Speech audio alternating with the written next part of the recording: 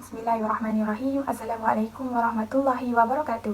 Saya Yushairani Syabalkis binti Muhammad Yusof dari Unit Pendidikan Islam 6. Pada hari ini akan membentangkan isu clubbing, iaitu isu kelab malam dan juga penyelesaian bagi masalah ini dalam kalangan remaja.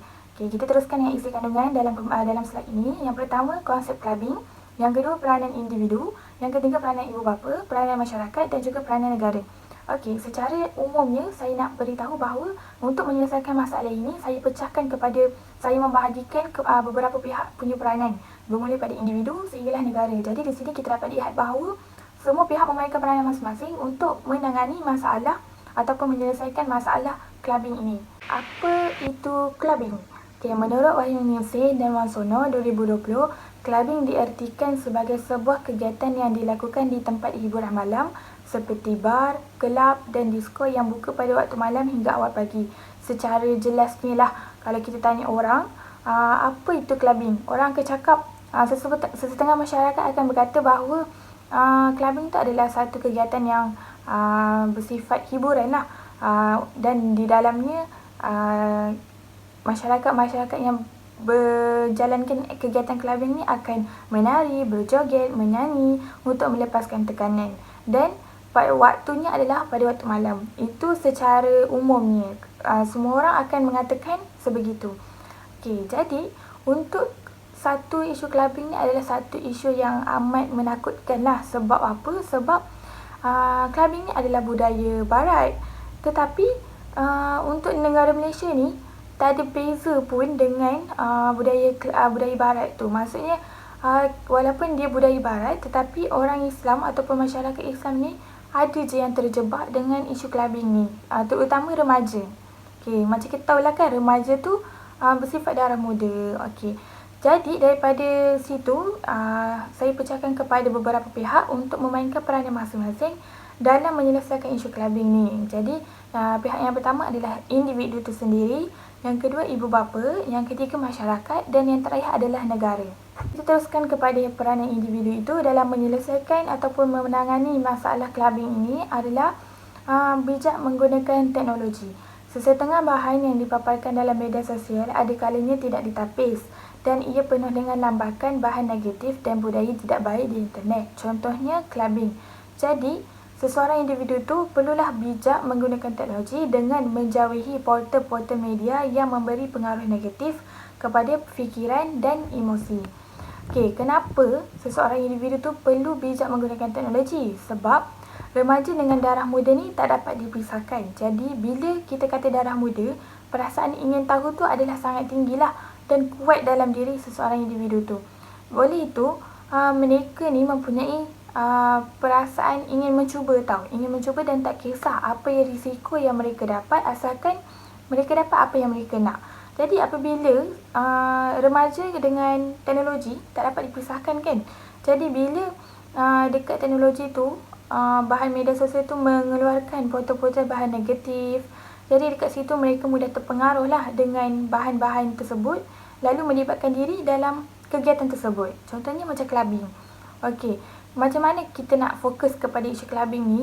Okey, macam yang kita dapat lihat bahawa isu clubbing ni bukanlah isu yang baru. Dia adalah perkara ataupun kegiatan yang telah lama dilakukan. Sejak filem yang hitam putih tu lagi, clubbing ni telah dipergiatkan. Okey, jadi bila untuk filem yang hitam putih, yang kalau kita lihat dekat media sosial, dulu-dulu tu mesti ada scene yang malam pesta muda-mudi. Okey, jadi remaja ni curious ataupun pelik, orang kat situ semua happy, semua gembira untuk lepaskan mereka punya tekanan, berjoget dan menyanyi. Jadi tak ada orang pun pernah cakap benda tu salah. Bila remaja ni melibatkan diri dalam perkara tersebut, jadi tak ada siapa pun yang halang mereka untuk melibatkan diri dalam clubbing tu. Disebabkan mereka dah terjebak dengan daripada televisyen, dengan membaca portal-portal yang bahan negatif yang menyatakan bahawa clubbing itu seronok sebenarnya untuk melepaskan tekanan. Jadi mereka buatlah perkara tersebut tanpa mereka mengetahui bahawa clubbing itu adalah perkara yang salah. Jadi mereka semakin beranilah untuk soal berlibur tu. Sebagai contoh, untuk pergi ke kelab, untuk pergi ke festival, konsert, sebab tak ada siapa pun yang memberitahu mereka adalah perkara itu adalah salah. Seterusnya, kenapa kita kena menjauhi portal-portal media yang memberi pengaruh negatif kepada fikiran dan emosi ni? Sebab sekarang dekat media sosial, dia tunjuk kita the idea remaja ataupun remaja yang sebenar yang kita patut jadi. Jadi kalau kita lihat movie English kan, remaja yang cool ataupun remaja yang diterima oleh masyarakat adalah remaja yang pergi ke kelab, merokok dan melakukan perkara-perkara yang macam tu. Jadi bila yang belajar ni dipinggirkan oleh masyarakat, jadi bila remaja terpengaruh dengan benda tu, mereka akan nak jadi macam okey, the idea remaja yang diterima oleh masyarakat adalah remaja yang melibatkan diri dalam kegiatan-kegiatan negatif. Jadi mereka pun melakukan perkara tersebut. Okey, contoh pergi clubbing tu. Okey. Tapi menurut Datuk Dr. Haji Zulkifli Muhammad Al-Bakri, dalam kenyataannya adalah akidah Islam mengajarkan kita bahawa Allah Subhanahu Wa Taala tidak melepaskan manusia bebas tanpa pengawasan, tetapi dia menyediakan manusia dengan akal yang murni. Jadi dengan akal yang murni yang telah dikurniakan oleh Allah Subhanahu Wa Taala tu, sebenarnya kita boleh meletakkan standard dalam diri kita sendiri bahawa yang cool tu sebenarnya bukanlah sahaja perkara-perkara yang melibatkan diri dalam kegiatan yang negatif, tetapi kita boleh meletakkan standard dalam diri kita bahawa kegiatan yang diterima oleh masyarakat tu, kita boleh juga pergi ke masjid-masjid, kita boleh juga menjadi seorang yang baik. Ya. Jadi dengan akal yang murni tu, kita boleh berfikir bahawa satu perkara yang kita lakukan tu adalah baik ataupun tidak. Kerana apa? Remaja ni sebenarnya adalah golongan umur 13 hingga 21 kan. Jadi mereka boleh berfikir sebenarnya. Mereka bukanlah budak-budak yang belum boleh berfikir mana yang baik dan mana yang buruk. Jadi dengan akal murni yang telah dikurniakan oleh Allah Subhanahu Wa Taala tu, kita perlulah menggunakan sebaiknya untuk menjaga diri daripada melakukan perkara-perkara yang negatif ni ataupun melibatkan diri dalam isu-isu keruntuhan akhlak remaja ni. Jadi di situlah yang saya tekankan bahawa seseorang remaja ni perlulah bijak menggunakan teknologi dan janganlah mudah terpengaruh dengan budaya-budaya barat ataupun budaya negatif yang telah ada di dalam media sosial. Sebab kita ni sekarang dengan remaja dengan media sosial ni tak boleh dipisahkan. Di mana-mana mereka akan bawa gadget mereka walaupun mereka pergi ke masjid. Jadi dekat situ setiap individu tu perlulah menetapkan pendirian dalam diri mereka bahawa mereka perlu dalam apa jua perkara mereka perlu meletakkan standard dan mereka perlu berjaga-jagalah perkara yang baik mana satu, perkara yang buruk yang mana. Jadi dekat situlah bahawa kita kena gunakan akal murni yang telah dikurniakan ni dengan sebaiknya. Seterusnya kita pergi kepada ibu bapa. Okey, ibu bapa ni adalah keluarga yang mempunyai peranan yang sangat besar terhadap perkembangan anak-anak. Jadi antara peranan yang boleh dilakukan adalah memberi didikan agama yang secukupnya. Okey, memberi didikan agama yang secukupnya macam kita dapat lihatlah sekarang ramai je ibu bapa yang memberikan didikan agama kepada anak-anak sejak kecil. Sejak 4 tahun, 5 tahun dan 6 tahun, mereka telah menghantar anak-anak ni ke sekolah untuk memberi didikan agama. Sebagai contoh, sekolah Tadika Pasti. Okay, dekat Pasti tu tidak dinafikan pelbagai ilmu agama telah diberikan kepada anak-anak dan mereka telah membesar dengan didikan agama di situ. Jadi walaupun seperti yang kita tahulah, ibu bapa sekarang bukan tidak pedulikan anak, tetapi waktu bekerja ibu bapa yang padat telah menyebabkan secara tidak sedar ni ibu bapa membuatkan anak-anak mereka ni meletakkan rakannya sebagai tempat yang paling terbaik lah. Kerana apa? Kerana masa yang tidak dapat diluangkan bersama anak-anak tu telah memberikan kesan yang mendalam terhadap pembesaran anak-anak tu. Jadi dekat situ didikan agama pun kurang diberikan sebab terlalu busy ataupun terlalu sibuk dengan waktu bekerja yang terlalu padat. Kenapa memberikan didikan agama yang secukupnya ni mampu membanteras ataupun mampu menangani masalah clubbing ni? Kerana macam yang kita tahulah, clubbing ni adalah satu kegiatan yang salah sebenarnya. Satu kegiatan yang sangat bertentangan dengan syariat Islam. Kerana apa? Di clubbing inilah banyak maksiat ataupun banyak perkara haram yang boleh dilakukan oleh seseorang individu itu. Sebagai contoh, meminum minuman keras yang memang bertentangan dengan Islam. Yang kedua, menggalakkan pergaulan bebas kerana dekat clubbing, pergaulan antara lelaki dan perempuan tu tiada batas. Mereka bergaul sesama mereka dengan tanpa rasa bersalah langsung. Dan yang ketiga adalah mereka berhibur yang terlalu banyak lah. Okay, jadi dekat sini bahawa kita tahulah clubbing tu adalah satu kegiatan yang sangat bertentangan dengan Islam. Jadi bila anak-anak yang telah diberikan didikan agama yang secukupnya ni, mereka boleh membezakan mana kegiatan yang baik dan mana kegiatan yang salah untuk mereka ikut. Jadi daripada situlah mereka tidak mudah terjebak ataupun tidak mudah terpengaruh dengan budaya-budaya negatif ni, dengan aktiviti-aktiviti yang sangat salah ni. Okay, jadi yang kedua, ibu bapa ni perlulah menekankan pendidikan kepada anak-anak. Kenapa ibu bapa perlu menekankan didikan kepada anak-anak? Kerana sesetengah ibu bapa ni menyatakan bahawa didikan tu alah sampai ke SPM pun boleh je. Maksudnya lepas SPM terus bekerja. Walaupun mereka mampu untuk menghantar anak-anak mereka ke tahap pendidikan yang lebih tinggi. Jadi mereka telah meletakkan standard bahawa pendidikan tu sampai tahap itu je, sampai waktu sekolah sahaja. Dan mereka bila dah masuk umur 18 ataupun 19, ikutlah apa yang anak-anak mereka nak, anak-anak mereka boleh buat. Jadi dekat situ sepatutnya ibu bapa ni perlulah menekankan pendidikan kepada anak-anak kerana ilmu tu sangat luas. Semakin kita belajar, semakin kita rasa bahawa diri kita ni sangat cetek ilmunya. Jadi macam mana kalau orang yang ilmu dia banyak pun mudah terjebak, apatah lagi dengan ilmu yang sangat nipis yang ada dalam diri anak-anak yang belajar daripada sekolah tadika sehingga sekolah menengah sahaja. Jadi dekat situ, ibu bapa perlu menekankan pendidikan kepada anak-anak supaya bila mereka besar dengan pendidikan, mereka boleh berfikir bahawa kegiatan-kegiatan clubbing ni adalah kegiatan yang salah dan mereka tidak mudah terpengaruh lah. Samalah dia punya fokus ni adalah itulah. Jadi bila pendidikan tu, mereka akan lebih menyibukkan masa terluang mereka tu lebih busy dengan aktiviti-aktiviti yang diadakan oleh pendidikan mereka, oleh tempat mereka belajar.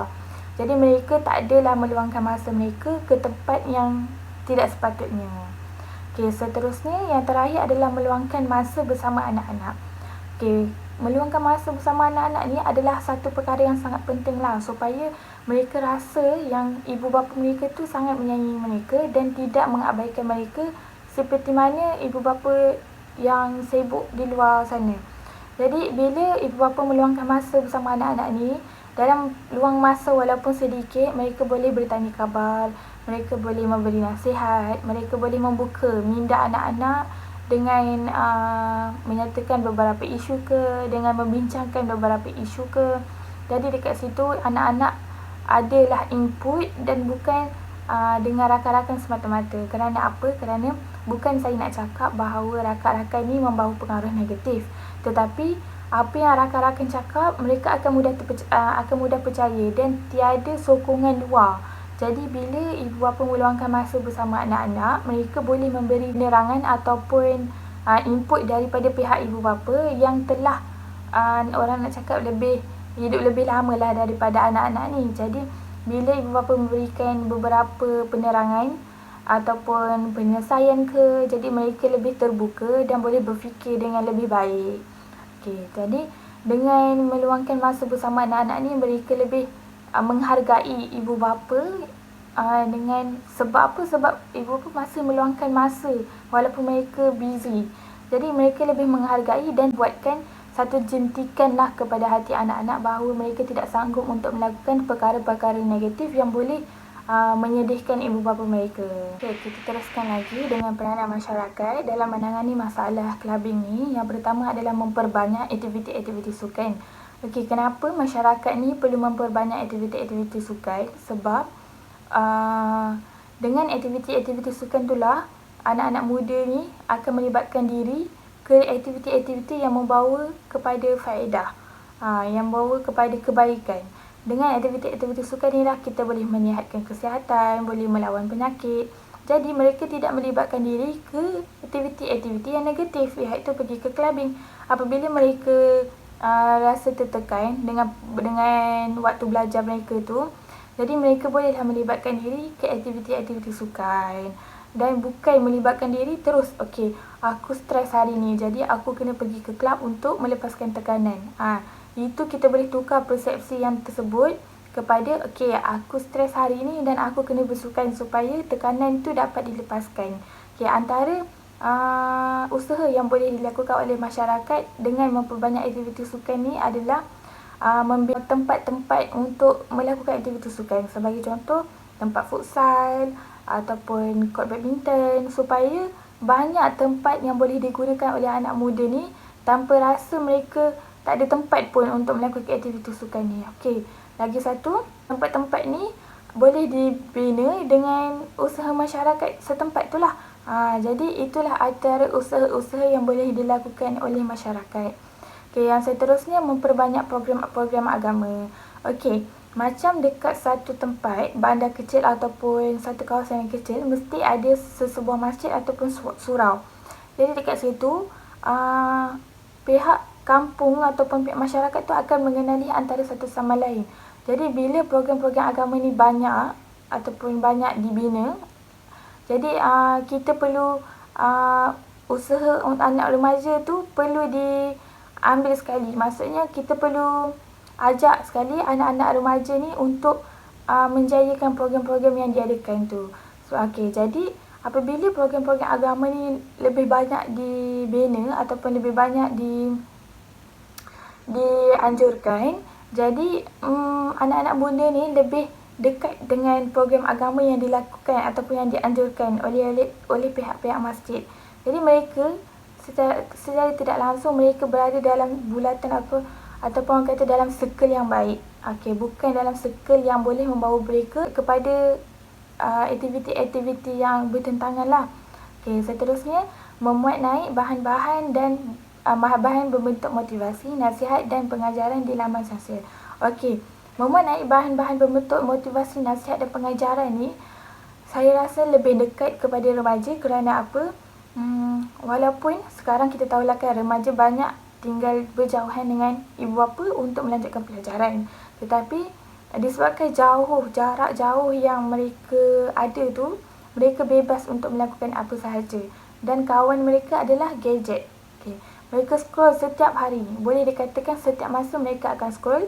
Sebelum tidur, selepas bangun daripada tidur, mereka akan mengambil telefon itu terlebih dahulu untuk melihat apa isu semasa sekarang. Okey, jadi bila masyarakat ni banyak memuat naik bahan-bahan motivasi, nasihat, pengajaran, dan perkara tersebut akan menjadi viral ataupun menjadi semua orang akan dapat lah kan.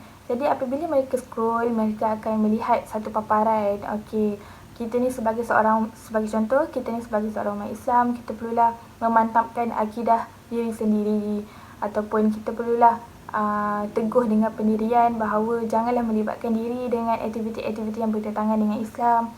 Jadi dekat situ sebenarnya perkara-perkara tersebut boleh lebih dekat dengan masyarakat ataupun lebih dekat dengan anak remaja daripada usaha-usaha yang daripada camping semua tu. Sebab apa?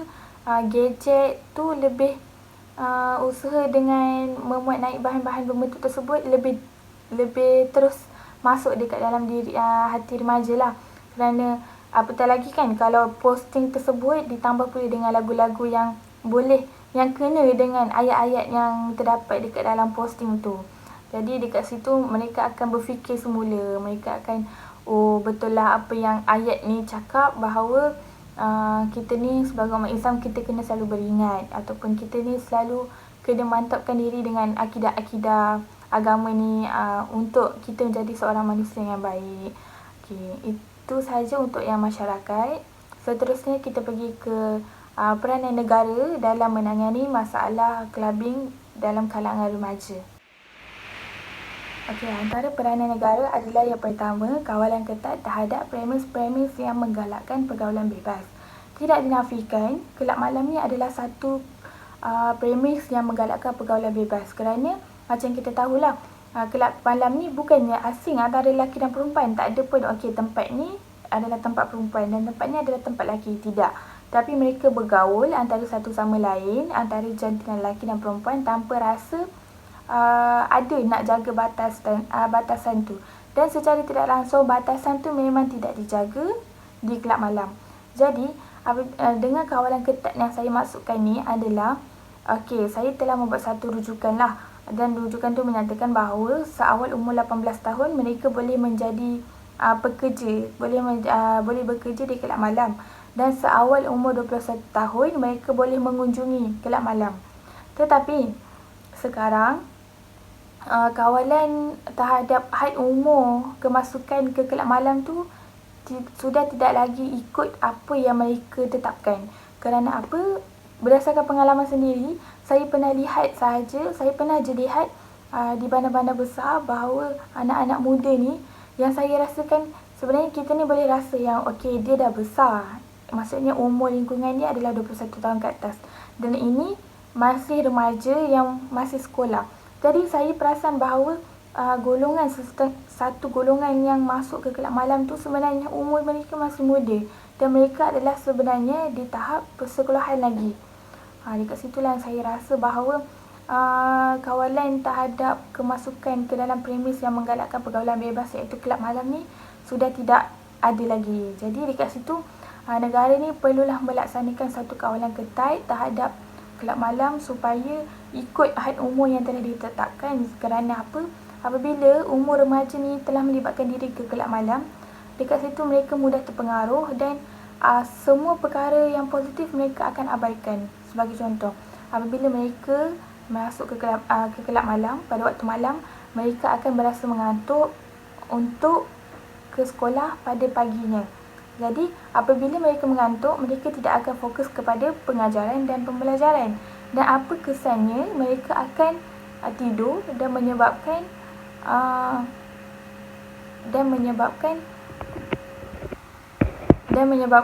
mereka akan tidur dan menyebabkan mereka merosot dalam pembelajaran mereka.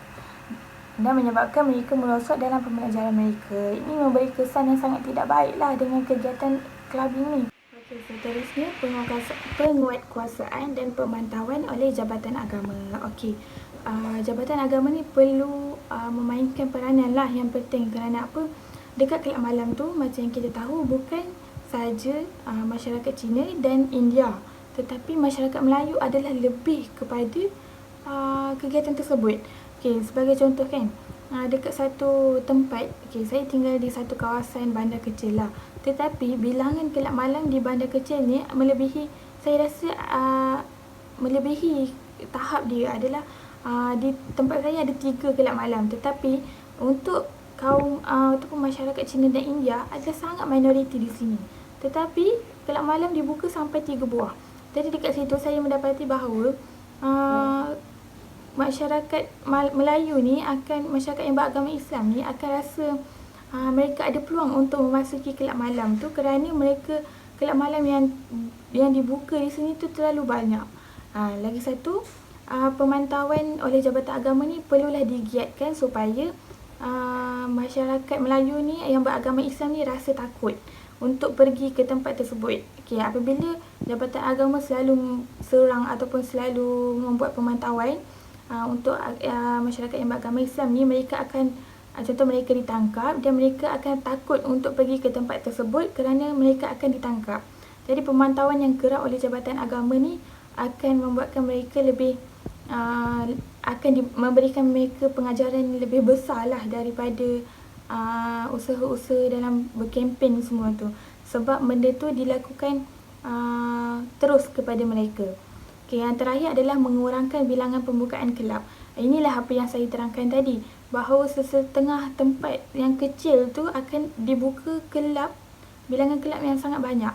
Dan ia tidak dibuka kelab yang sangat banyak dan ia tidak bertepatan dengan bilangan masyarakat tersebut.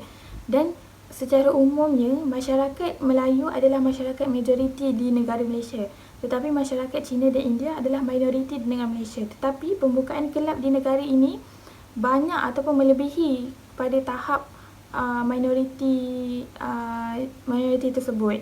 Jadi kat situlah kita kena kurangkan bilangan pembukaan kelab supaya kegiatan, bukannya kita nak halang kegiatan untuk masyarakat Cina dan India, tetapi ini untuk menghadkan kemasukan masyarakat Islam ni, agama Islam ni, untuk melibatkan diri dalam gejala yang amat bertentangan dengan syariat Islam. Kesimpulannya, isu keruntuhan akhlak dalam kalangan remaja kini semakin jelas.